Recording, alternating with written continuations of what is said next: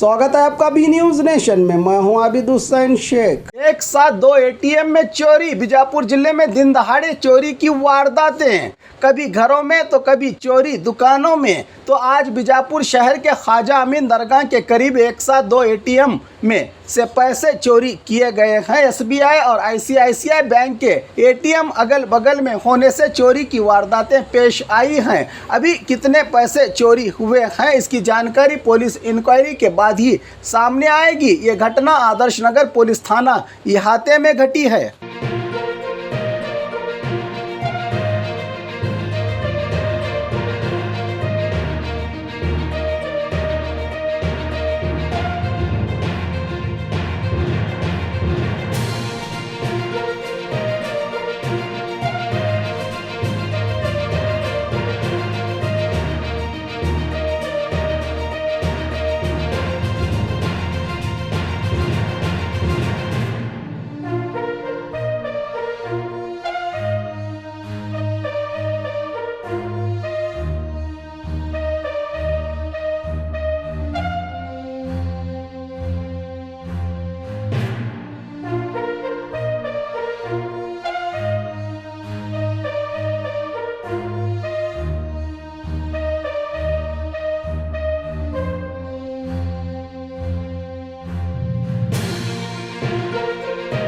और खबरों के लिए देखते रहिए बी न्यूज नेशन।